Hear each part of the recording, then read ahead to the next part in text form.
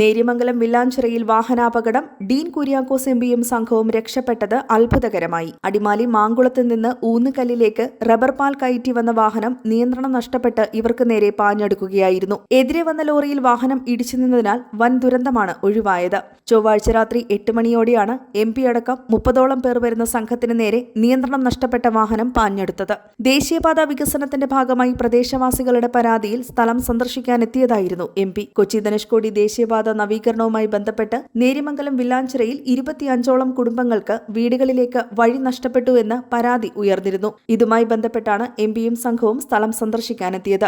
അപകടം നടന്ന സ്ഥലത്ത് ആ സമയം വെളിച്ചമുണ്ടായിരുന്നില്ലെന്നും ഒരു വശത്ത് അഗാധമായ കൊക്കയായതിനാൽ ഓടി രക്ഷപ്പെടാൻ കഴിഞ്ഞില്ലെന്നും രക്ഷപ്പെട്ടത് അത്ഭുതകരമായാണെന്നും എംപിക്കൊപ്പമുണ്ടായിരുന്ന KCBS ഡയറക്ടർ ബെന്നി മാത്യു പറഞ്ഞു. നിയന്ത്രണം നഷ്ടപ്പെട്ട ലോറി സമീപത്തെ പോസ്റ്റിലും ഇടിച്ചതിനാൽ പ്രദേശത്ത് വൈദ്യുതി ബന്ധവും കേബിൾ കണക്ഷനുകളും തകരാറിലായി. ഈ ഭാഗത്ത് അപകടം പതിവാണെന്നും നാട്ടുകാർ പറയുന്നു. വാഹനത്തിന്റെ ഡ്രൈവറെ പരിക്കുകളോടെ ആശുപത്രിയിൽ പ്രവേശിപ്പിച്ചിട്ടുണ്ട്.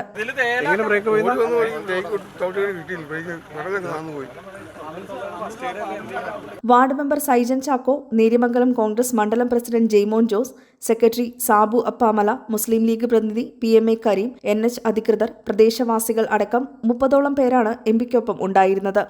News desk KCV news.